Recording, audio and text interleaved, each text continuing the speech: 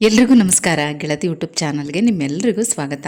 ಇವತ್ತು ನಮ್ಮ ಮನೆಯ ಹುಣ್ಣಿಮೆ ಪೂಜೆ ಅಂದರೆ ಗುರು ಪೌರ್ಣಮಿ ಪೂಜೆಯ ವಿಡಿಯೋನ ಶೇರ್ ಮಾಡ್ತಾ ಇದ್ದೀನಿ. ಪ್ರತಿ ಹುಣ್ಣಿಮೆಗೂ ಆಂಜನೇಯ ಸ್ವಾಮಿಗೆ ಬೆಲ್ಲದ ದೀಪಾರಾಧನೆ ಮನೆಯಲ್ಲೇ ಮಾಡ್ತೀನಿ. ಹಾಗೆ ಆಂಜನೇಯ ಸ್ವಾಮಿ ದೇವಸ್ಥಾನಕ್ಕೆ ಕೂಡ ಹೋಗಿ ಬರ್ತೀನಿ. ಇವತ್ತು ಕೂಡ ಅಷ್ಟೇ ನಮ್ಮ ಏರಿಯಾದಲ್ಲೇ ಇರುವಂಥ ಒಂದು ಆಂಜನೇಯ ಸ್ವಾಮಿ ದೇವಸ್ಥಾನಕ್ಕೆ ಹೋಗ್ತಾ ಇದ್ದೀನಿ. ವಿಜಯ ಮಾರುತಿ ದೇವಸ್ಥಾನ. ನಿಮಗೂ ಕೂಡ ಆ ದೇವಸ್ಥಾನನ ತೋರಿಸ್ತೀನಿ. ಹಾಗೆ ನಿಮಗೂ ಕೂಡ ವಿಜಯ ಮಾರುತಿಯ ದರ್ಶನವನ್ನು ಮಾಡಿಸ್ತಾ ಇದ್ದೀನಿ. ಅಲ್ಲದೆ ಗುರುವಾರ ಮನೆ ಒರೆಸಬಾರ್ದು, ಪೂಜಾ ರೂಮ್ ಕ್ಲೀನ್ ಮಾಡಬಾರ್ದು ಅಂತ ಹೇಳ್ತಾರೆ. ಇದ್ರ ಬಗ್ಗೆ ಸ್ವಲ್ಪ ಮಾಹಿತಿ ಕೊಡಿ ಅಂತ ಕೇಳಿದ್ರಿ. ಅದ್ರ ಬಗ್ಗೆ ಮಾಹಿತಿನೂ ಕೂಡ ಇದೇ ವಿಡಿಯೋದಲ್ಲೇ ಶೇರ್ ಮಾಡಿದ್ದೀನಿ. ವಿಡಿಯೋನ ಕೊನೆ ತನಕ ನೋಡಿ. ಬೆಳಗ್ಗೆ ಬೇಗ ಎದ್ದು ಗುಡಿಸಿ ಒರೆಸಿ ಮನೆಯೆಲ್ಲ ಕ್ಲೀನ್ ಮಾಡಿ ತಲೆಗೆ ಸ್ನಾನ ಮಾಡಿಕೊಂಡು ಈಗ ಪೂಜಾ ರೂಮ್ ಎಲ್ಲ ಕ್ಲೀನ್ ಮಾಡ್ಕೊಂಡಿದ್ದೀನಿ. ಅಂದರೆ ಕಂಪ್ಲೀಟಾಗಿ ಪೂಜಾ ಸಾಮಾನೆಲ್ಲ ನಾನು ತೊಳೆದಿಲ್ಲ. ಯಾಕಂದರೆ ಪ್ರತಿ ವಾರ ವೈಭವಲಕ್ಷ್ಮಿ ಪೂಜೆಗೆ ಅಂತ ಹೇಳಿ ನಾನು ಪೂಜಾ ರೂಮ್ ಎಲ್ಲ ಗುರುವಾರನೇ ಕ್ಲೀನ್ ಮಾಡ್ಕೊಳ್ತೀನಿ. ತುಂಬ ಜನ ಅದನ್ನು ಕೂಡ ಕೇಳಿದ್ದೀರಾ, ಗುರುವಾರ ಮನೆ ಒರೆಸಬಾರ್ದು ಅಂತಾರೆ, ಗುರುವಾರ ಪೂಜಾ ರೂಮ್ ಕ್ಲೀನ್ ಮಾಡಬಾರ್ದು ಅಂತ ಹೇಳ್ತಾರೆ ಅಂತ. ಇದನ್ನೆಲ್ಲ ಎಷ್ಟರ ಮಟ್ಟಿಗೆ ನಂಬಬೇಕು ನಂಬಾರ್ದು ನನಗಂತೂ ಗೊತ್ತಿಲ್ಲ. ಯಾಕಂದರೆ ಮನೇಲಿರುವಂಥ ಹೌಸ್ ವೈಫ್ಗಳಾದರೆ ಅವ್ರಿಗೆ ಸಮಯ ಸಿಕ್ಕಾಗ ಅವರೆಲ್ಲನೂ ಮಾಡ್ಕೋತಾರೆ. ಆದರೆ ಕೆಲಸಕ್ಕೆ ಹೋಗುವಂಥ ವರ್ಕಿಂಗ್ ವುಮೆನ್ಸ್ಗಳಿಗೆ ಇದೆಲ್ಲ ಸ್ವಲ್ಪ ಕಷ್ಟ ಅಂತಲೇ ಅನಿಸುತ್ತೆ. ಯಾಕಂದರೆ ಶುಕ್ರವಾರ ಬೆಳಗ್ಗೆ ಬೇಗ ಪೂಜೆ ಆಗಬೇಕು ಅಂದರೆ ಹಿಂದಿನ ದಿನ ನಾವು ಸಿದ್ಧತೆ ಮಾಡಿಕೊಳ್ಳೇಬೇಕು. ಅಲ್ಲದೆ ದೇವಸ್ಥಾನಗಳಲ್ಲೂ ಕೂಡ ಅಷ್ಟೇ, ಮಾರನೇ ದಿನ ಶುಕ್ರವಾರದ ಪೂಜೆಗೆ ಹಿಂದಿನ ದಿನವೇ ಎಲ್ಲ ರೆಡಿ ಮಾಡಿ ಇಟ್ಟಿರ್ತಾರೆ. ಬೆಳಗ್ಗೆ ಬಂದು ದೇವರಿಗೆ ಅಭಿಷೇಕಗಳು ಮಾಡಿ ಪೂಜೆ ಮಾಡಿಕೊಳ್ತಾರೆ. ಹೀಗಿರುವಾಗ ಮನೆಯಲ್ಲಿ ನಾವು ಗುಡಿಸಿ ಒರೆಸೋದ್ರಲ್ಲಿ ಏನು ತಪ್ಪಿದೆ ಅಲ್ವಾ? ಅಮಾವಾಸ್ಯೆ, ಹುಣ್ಣಿಮೆ, ಮಂಗಳವಾರ, ಶುಕ್ರವಾರ ಇಂಥ ದಿನ ಕ್ಲೀನ್ ಮಾಡಬಾರ್ದು. ಅಂದರೆ ಒಂದು ದಿನ ಮೊದಲೇ ಕ್ಲೀನ್ ಮಾಡಿ ಇಟ್ಕೋಬೇಕು. ಅಥವಾ ಒಂದು ದಿನ ಮೊದಲೇ ಪೂಜಾ ಸಾಮಾನೆಲ್ಲ ಎತ್ತಿಟ್ಟು ಆಮೇಲೆ ಅದನ್ನೆಲ್ಲ ಬೇಕಿದ್ರೆ ನೀವು ಅದೇ ದಿನ ಅಂದರೆ ಹುಣ್ಣಿಮೆ ದಿನ, ಅಮಾವಾಸ್ಯೆ ದಿನ ಅಥವಾ ಮಂಗಳವಾರ, ಶುಕ್ರವಾರದ ದಿನ ಅದನ್ನೆಲ್ಲ ತೊಳೆದು ಬೇಕಾದರೆ ಜೋಡಿಸ್ಕೊಳ್ಬೋದು. ಆದರೆ ಅಮಾವಾಸ್ಯೆ ದಿನ ಮಾತ್ರ ಪೂಜಾ ರೂಮ್ನ ಕ್ಲೀನ್ ಮಾಡೋಕ್ಕೆ ಹೋಗಬಾರ್ದು. ಹಿಂದಿನ ದಿನ ಏನಾದರೂ ಬೇರೆ ಏನಾದರೂ ಕೆಲಸ ಒತ್ತಡದಿಂದ ದೇವರ ಸಾಮಾನೆಲ್ಲ ತೆಗೆದಿಡೋದಕ್ಕೆ ಆಗಲಿಲ್ಲ, ಇವತ್ತು ಅದನ್ನೆಲ್ಲ ತೆಗೆದಿಟ್ಟು ಕ್ಲೀನ್ ಮಾಡ್ಕೋಬೋದು ಅಂದರೆ ಮಾಡೋ ಹಾಗಿಲ್ಲ. ಅಥವಾ ಹಿಂದಿನ ದಿನ ಎಲ್ಲ ತೆಗೆದಿಟ್ಬಿಟ್ಟಿರ್ತೀರ, ದೇವ್ರ ಮನೇನ ಕ್ಲೀನ್ ಮಾಡಿರಲ್ಲ, ಅಮಾವಾಸ್ಯೆ ದಿನ ಕ್ಲೀನ್ ಮಾಡಿ ಆಮೇಲೆ ಪೂಜಾ ಸಾಮಾನು ಜೋಡಿಸ್ಬೋದು ಅಂದರೆ ಆ ರೀತಿ ಕೂಡ ಮಾಡಬಾರ್ದು. ಅಮಾವಾಸ್ಯೆ ದಿನ ವಿಶೇಷವಾಗಿ ನಾವು ಲಕ್ಷ್ಮೀ ಪೂಜೆನ ಮಾಡೋದ್ರಿಂದ ಆ ದಿನ ತುಂಬಾ ಶ್ರೇಷ್ಠ. ಹಾಗಾಗಿ ಕ್ಲೀನ್ ಮಾಡೋದು, ಆ ಕಸನ ಹೊರಗಡೆ ಹಾಕೋದು ಈ ರೀತಿ ಮಾಡಬಾರ್ದು. ಅದು ಕೂಡ ಲಕ್ಷ್ಮಿ ಇದ್ದ ಹಾಗೆ. ಆ ಒಂದು ಕಾರಣದಿಂದ ಅಮಾವಾಸ್ಯೆ ದಿನ ಪೂಜಾರಂ ಕ್ಲೀನ್ ಮಾಡಬಾರ್ದು ಅಂತ ಹೇಳ್ತಾರೆ. ಒಂದು ಪಕ್ಷ ಹುಣ್ಣಿಮೆ ದಿನ ಬೇಕಾದರೂ ಮಾಡಬಹುದು. ಸಮಯ ಸಂದರ್ಭ ಯಾರಿಗೆ ಹೇಗಿರುತ್ತೆ ಅಂತ ಹೇಳೋಕ್ಕಾಗೋದಿಲ್ಲ ಅಲ್ವಾ? ಹಾಗಾಗಿ ಹುಣ್ಣಿಮೆ ದಿನ ಬೇಕಾದರೂ ಮಾಡಬಹುದು. ಆದರೆ ಶುಕ್ರವಾರ ಮತ್ತು ಅಮಾವಾಸ್ಯೆ ದಿನ ಮಾತ್ರ ಪೂಜಾ ರೂಮ್ ಕ್ಲೀನ್ ಮಾಡೋದು, ಆ ಕಸನ ಹೊರಗಡೆ ಹಾಕೋದು ಈ ರೀತಿ ಮಾಡಬಾರ್ದು. ಒಂದು ದಿನ ಮೊದಲೇ ಎಲ್ಲನೂ ಕೂಡ ಕ್ಲೀನ್ ಮಾಡಿ ಇಟ್ಕೋಬೇಕು. ಇಲ್ಲದಿದ್ದರೆ ಪೂಜಾ ಸಾಮಾನು ತೆಗಿಯೋಕ್ಕೆ ಹೋಗಬೇಡಿ. ಸುಮ್ಮನೆ ಹಾಗೆ ಹೂವೆಲ್ಲ ತೆಗೆದು ದೀಪಗಳೆಲ್ಲನೂ ತೊಳೆದು ನೀವು ಇಟ್ಕೊಂಡು ಪೂಜೆ ಮಾಡ್ಕೊಳ್ಳಿ. ಈ ರೀತಿ ಕೂಡ ಮಾಡ್ಕೋಬಹುದು. ನಾನು ವೈಭವಲಕ್ಷ್ಮಿ ವ್ರತನ ಶುರು ಮಾಡಿರೋದ್ರಿಂದ ಗುರುವಾರ ಪೂಜಾ ರೂಮೆಲ್ಲ ಕ್ಲೀನ್ ಮಾಡಿ ಆದಷ್ಟು ಮೇಲ್ಗಡೆ ರೂಮ್ಗಳಾಗಿರಲಿ ಅದನ್ನೆಲ್ಲ ಕೂಡ ಒರೆಸಿ ರೆಡಿ ಮಾಡಿ ಬಿಟ್ಟಿರ್ತೀನಿ. ಶುಕ್ರವಾರ ಬೆಳಗ್ಗೆ ಬೇಗ ಎದ್ದು ಹಾಲು, ಕಿಚನ್ನು ಇದೆಲ್ಲ ಒರೆಸಿ, ಮನೆ ಮುಂದೆ ಇರೋ ಪ್ಯಾಸೇಜು, ಮೆಟ್ಲುಗಳು ಇದನ್ನೆಲ್ಲ ಒರೆಸಿ ಬಾಗಿಲು ತೊಳೆದು ರಂಗೋಲಿ ಹಾಕಿ ಆಮೇಲೆ ಸ್ನಾನ ಮಾಡಿಕೊಂಡು ಬಂದು ದೇವ್ರ ಮನೆಯಲ್ಲಿ ಎಲ್ಲ ಕೂಡ ರೆಡಿ ಮಾಡ್ಕೊಳ್ತೀನಿ. ಕೆಲವೊಂದು ಸಲ ಗುರುವಾರನೇ ಮಧ್ಯಾಹ್ನದಷ್ಟೊತ್ತಿಗೆ ಪೂಜಾ ರೂಮ್ ಎಲ್ಲ ಕ್ಲೀನ್ ಮಾಡಿ ಪೂಜಾ ಸಾಮಾನೆಲ್ಲ ತೊಳೆದು ಅದನ್ನೆಲ್ಲ ಕೂಡ ಜೋಡಿಸ್ಬಿಡ್ತೀನಿ. ವಿಗ್ರಹಗಳಿಗೆಲ್ಲ ಬೊಟ್ಟಿಟ್ಟು ಎಲ್ಲ ಕೂಡ ರೆಡಿ ಮಾಡಿ ಇಟ್ಕೊಳ್ತೀನಿ.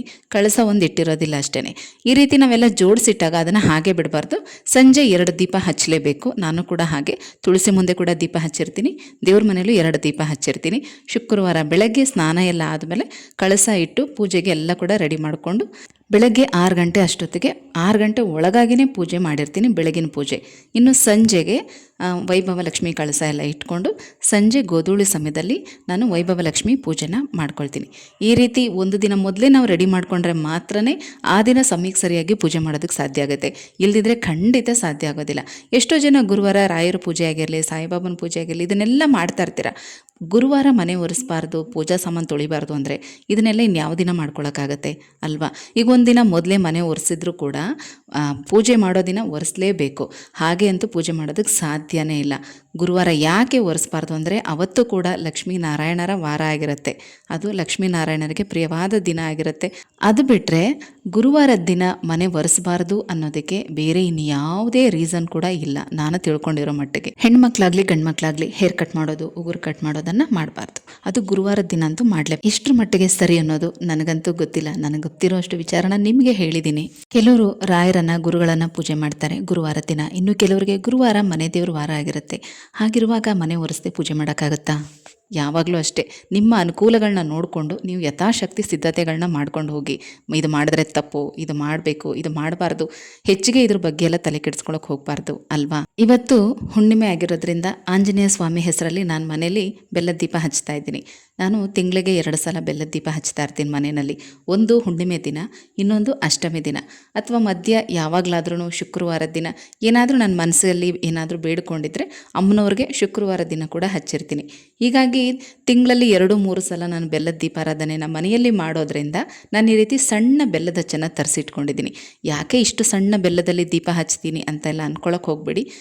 ಈ ರೀತಿ ತಿಂಗಳಲ್ಲಿ 2-3 ಸಲ ನಾನು ದೀಪಾರಾಧನೆ ಮಾಡೋದ್ರಿಂದ ಸಣ್ಣ ಬೆಲ್ಲದ ಹಚ್ಚನ್ನು ತಂದಿಟ್ಕೊಂಡಿದ್ದೀನಿ. ಅದರಲ್ಲೇ ನಾನು ದೀಪಾರಾಧನೆ ಮಾಡ್ತಾಯಿದ್ದೀನಿ.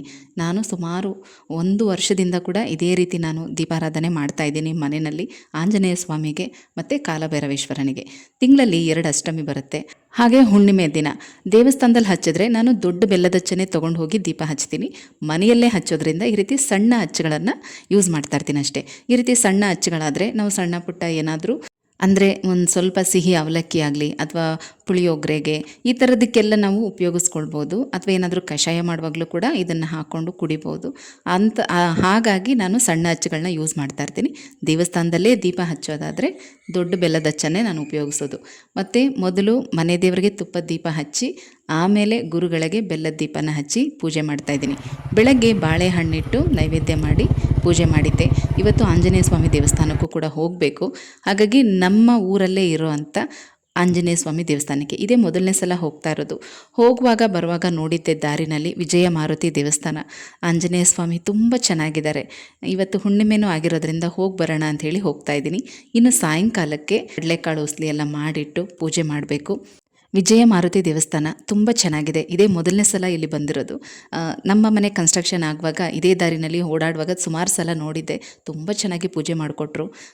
ತುಂಬ ಒಂಥರ ಮನಸ್ಸಿಗೆ ಸಮಾಧಾನ ಅನ್ನಿಸ್ತು. ಏನು ಮಾಡೋಕ್ಕಾಗತ್ತೆ, ಈಗ ನಾವು ಇರೋ ಜಾಗದಲ್ಲೇ ಎಲ್ಲನೂ ಕೂಡ ಹುಡ್ಕೋಬೇಕು. ಆಂಜನೇಯ ಸ್ವಾಮಿ ದೇವಸ್ಥಾನ, ಗಣಪತಿ ದೇವಸ್ಥಾನ, ಸುಬ್ರಹ್ಮಣ್ಯ ಸ್ವಾಮಿ ದೇವಸ್ಥಾನ, ಹೀಗೆ ನಾನು ಯಾಕಂದರೆ ಪ್ರತಿ ಮಂಗಳವಾರ ಗಣಪತಿಗೆ ಗರ್ಕೆನ ತೊಗೊಂಡು ಹೋಗಿ ಕೊಡ್ತಾ ಇದ್ದೆ. ಸುಬ್ರಹ್ಮಣ್ಯೇಶ್ವರನಿಗೂ ಕೂಡ ಅಷ್ಟೇ ಕೆಂಪು ಹೂ ಎಲ್ಲ ತೊಗೊಂಡು ಹೋಗಿ ಕೊಡ್ತಾ ಇದ್ದೆ. ನಾವು ಇದ್ದಂಥ ಹಳೆ ಮನೆ ಹತ್ರ ಒಂದೇ ದೇವಸ್ಥಾನದಲ್ಲಿ ಗಣಪತಿ ಸುಬ್ರಹ್ಮಣ್ಯ 2 ದೇವಸ್ಥಾನನೂ ಇತ್ತು. ಈಗ ಎಲ್ಲ ಹುಡುಕೋಬೇಕು ಎಲ್ಲೆಲ್ಲಿ ಯಾವ್ಯಾವ ದೇವಸ್ಥಾನ ಇದೆ ಅಂತ ಹೇಳಿ.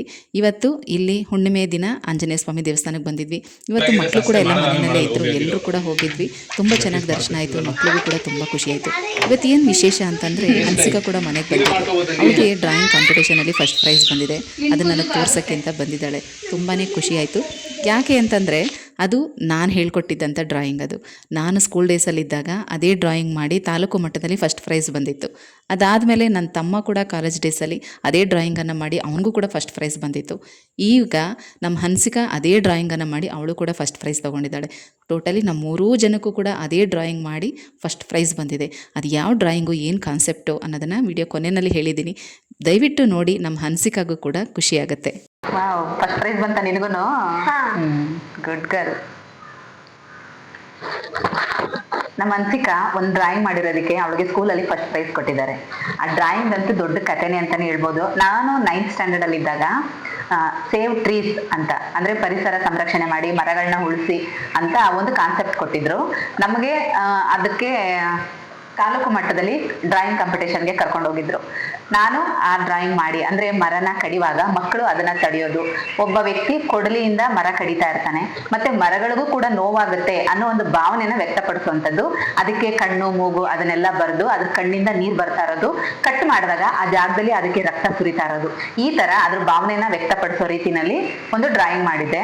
ಅದು ತುಂಬಾನೇ ಚೆನ್ನಾಗಿತ್ತು. ತುಂಬಾನೇ ಚೆನ್ನಾಗಿತ್ತು. ಆ ಡ್ರಾಯಿಂಗ್ಗೆ ನನಗೆ ಫಸ್ಟ್ ಪ್ರೈಸ್ ಬಂದಿತ್ತು. ಅವಾಗ ಆ ಟೈಮಲ್ಲೇನೆ ನನಗೆ ಕ್ಯಾಶ್ ಪ್ರೈಸ್ 200 ರೂಪಾಯಿ ಕೊಟ್ಟು ಮತ್ತೆ ಪೇಂಟಿಂಗ್ ಮೆಟೀರಿಯಲ್ಸ್ ಎಲ್ಲ ಕೊಟ್ಟಿದ್ರು ನನಗೆ ಫಸ್ಟ್ ಪ್ರೈಸ್ಗೆ. ತುಂಬಾನೇ ಖುಷಿ ಆಯ್ತು. ತಾಲೂಕು ಮಟ್ಟದಲ್ಲಿ ಆ ತರ ಒಂದು ಫಸ್ಟ್ ಪ್ರೈಸ್ ತಗೋಬೇಕು ಅಂದ್ರೆ ಅದೇನು ಸುಮ್ಮನೆ ಅಲ್ಲ ಅಲ್ವಾ. ಮತ್ತೆ ಅದಾದ್ಮೇಲೆ ನನ್ನ ತಮ್ಮನಿಗೆ, ಅವನಿಗೂ ಕೂಡ ಒಂದು ಡ್ರಾಯಿಂಗ್ ಕಾಂಪಿಟೇಷನ್ ಇತ್ತು ಅವನು ಕಾಲೇಜ್ ಟೈಮಲ್ಲಿ. ಆಗ ಅವನು ಕೇಳ್ತಾ ಇದ್ದ, ಈ ತರ ನಮಗೂ ಪರಿಸರಕ್ಕೆ ಸಂಬಂಧಪಟ್ಟಂತೆ ಒಂದು ಕಾನ್ಸೆಪ್ಟ್ ಕೊಟ್ಟಿದ್ದಾರೆ, ಯಾವ ಡ್ರಾಯಿಂಗ್ ಮಾಡ್ಲಿ ಅಂತ ಕೇಳ್ತಾ ಇದ್ದ. ನಾನು ಹೇಳಿದೆ, ನೋಡು ಇದೇ ತರ ಏನಾದ್ರು ಮಾಡಂಗಿದ್ರೆ ಮಾಡು, ಸ್ವಲ್ಪ ಚೇಂಜ್ ಮಾಡಿ ಮಾಡು ನೋಡೋಣ ಅಂತ. ಅವನು ಕೂಡ ಅದೇ ತರನೇ ಮಾಡಿದ್ದ. ಅವನಿಗೂ ಫಸ್ಟ್ ಪ್ರೈಸ್ ಬಂದಿತ್ತು. ಈಗ ನಮ್ಮ ಹನ್ಸಿಕಾಗೆ, ಅವಳಿಗ 3ನೇ ಕ್ಲಾಸು, ಅವಳಿಗೂ ಕೂಡ ಸ್ಕೂಲಲ್ಲಿ ಡ್ರಾಯಿಂಗ್ ಕಾಂಪಿಟೇಷನ್ ಇತ್ತಂತೆ. ಅಂದ್ರೆ ಈಗ ಹೆಂಗಾಗಿದೆ ಅಂದ್ರೆ ಸಡನ್ ಆಗಿ ಹೇಳ್ತಾರೆ, ಒಂದೇ ದಿನ ನಾಳೆ ಕಾಂಪಿಟೇಷನ್ ಇದೆ ಪ್ರಾಕ್ಟೀಸ್ ಮಾಡ್ಕೊಂಡು ಬನ್ನಿ ಅಂತ ರಾತ್ರಿ ಮೆಸೇಜ್ ಮಾಡ್ತಾರೆ. ಸರಿ ಅಂತ ಹೇಳಿ ಅಷ್ಟು ಕಡಿಮೆ ಟೈಮಲ್ಲಿ ಏನ್ ಪ್ರಾಕ್ಟೀಸ್ ಮಾಡಿಸೋದು, ಅದು ಈ ಏಜಿನ ಮಕ್ಳಿಗೆ ಈಸಿಯಾಗೂ ಇರಬೇಕು, ಮತ್ತೆ ಕಾನ್ಸೆಪ್ಟ್ ಡಿಫ್ರೆಂಟ್ ಆಗಿರ್ಬೇಕು ಅಲ್ವಾ. ನಾರ್ಮಲ್ ಆಗಿ ಒಂದು ಗಿಡ ನೆಡ್ಬೇಕು, ವಾಟರ್ ಸೇವ್ ಮಾಡ್ಬೇಕು, ಮತ್ತೆ ಗಿಡ ಎಲ್ಲ ಕೀಳ್ಬಾರ್ದು, ಹಾಳು ಮಾಡಬಾರ್ದು, ಈ ತರದೆಲ್ಲ ಮಾಡ್ತಾ ಇರ್ತಾರೆ. ಮತ್ತೆ ಮನೆ ಚಿತ್ರ ಬರೆಯೋದು, ಅಕ್ಕಪಕ್ಕ ಹೂವಿನ ಗಿಡಗಳು ಬರೆಯೋದು, ಈ ಏಜಿನ ಮಕ್ಳಿಗೆ ಅದೇ ಒಂದ್ ರೀತಿ ಐಡಿಯಾಸೇ ಬರೋದು, ಈಸಿ ಆಗಿರ್ಲಿ ಅಂತ ಮನೇಲೂ ಕೂಡ ಅದೇ ತರನೇ ಹೇಳ್ಕೊಡ್ತಾರೆ.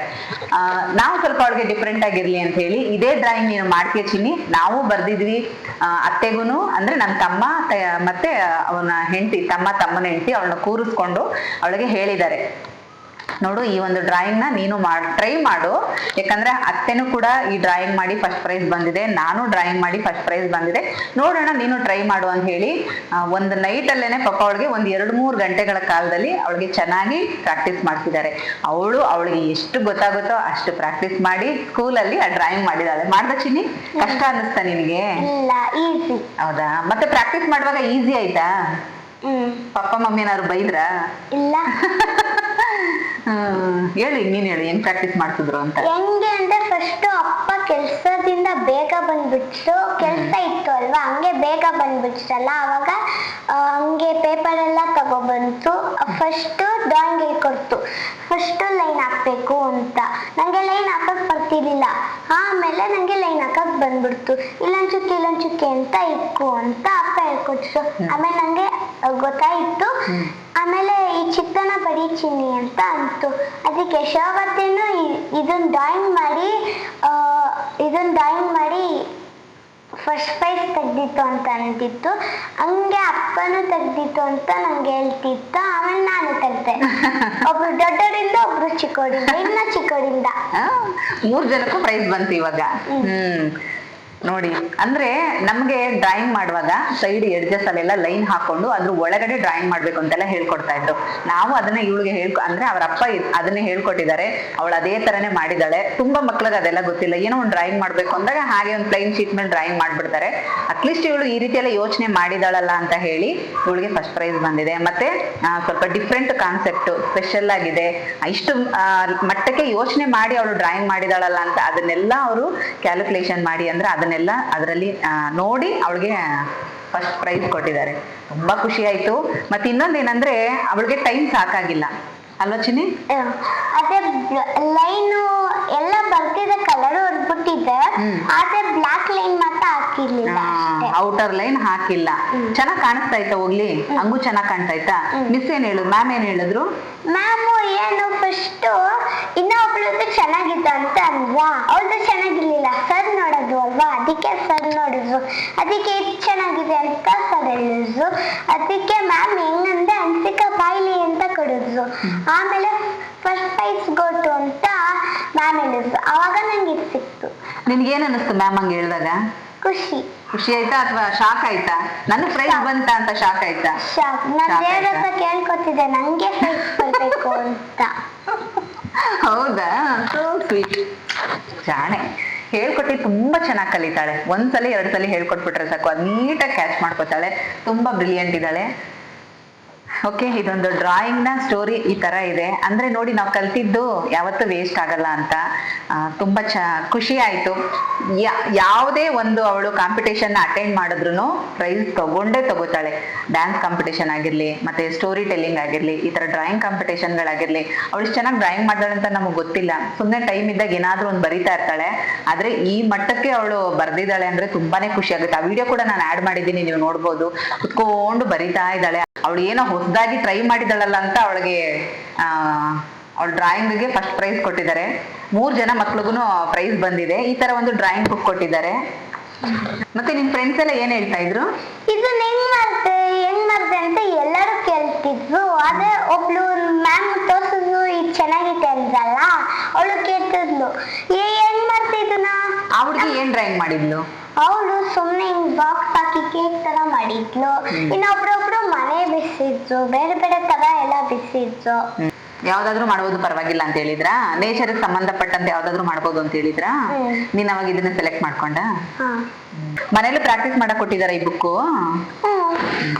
ತುಂಬಾ ಚೆನ್ನಾಗಿದೆ. ಒಬ್ರೊಬ್ರು ಪ್ಲೇನ್ ಬುಕ್ ಕೊಟ್ಟಿದ್ದಾರೆ, ನನಗ್ ಮಾತ್ರ ಹಿಂಗೆ ಚೆನ್ನಾಗಿ ಫಸ್ಟ್ ಪ್ರೈಸ್ಗೆ ಈ ತರ ನೋಡಿ. Fish hand. ಇದೆಲ್ಲ ಕಲರ್ ಮಾಡ್ಬೇಕಾ? ಎಲ್ಲ ಕೊಟ್ಟಿದ್ದಾರೆ. ಇದನ್ನ ನಾವು ತೋಟಕ್ಕೆಲ್ಲ ಹಾಕ್ತಿವಲ್ಲ, ಈ ತರ ಕೊಟ್ಟಿದ್ದಾರೆ. ಬಿದಿರು ಬೊಂಬೆ. ಇನ್ನೊಂದು ನಮ್ಗೆ ಇಲ್ಲೇನಾದ್ರು ಬೇಕಂದ್ರೆ ಇಲ್ಲಿ ಹಾಕೋಬಹುದು. ಇದಾಗಿತ್ತು ನಮ್ಮ ಡ್ರಾಯಿಂಗ್ ನ ಕತೆ. ಈ ಒಂದು ಡ್ರಾಯಿಂಗ್ ನ ಮಾಡಿ ನಾವು 3 ಜನ ಫಸ್ಟ್ ಪ್ರೈಸ್ ತಗೊಂಡಿದೀವಿ. ದೊಡ್ಡೋರಿಂದ ಚಿಕ್ಕವರು, ಚಿಕ್ಕವರಿಂದ ದೊಡ್ಡವರು. ದೊಡ್ಡೋಡು ಒಬ್ರು, ಚಿಕ್ಕೋಡು ನಾ ಚಿಕ್ಕರು, ಅಕ್ಕ ತಮ್ಮ ಮಗಳು. ಈ ವಿಡಿಯೋ ನಿಮ್ಗೆ ಇಷ್ಟ ಆಗಿದೆ ಅಂತ ತಿಳ್ಕೊಳ್ತಾ ಮತ್ತೆ ಸಿಗ್ತೀನಿ. ಹೋಗ್ಬರ್ಲಾ?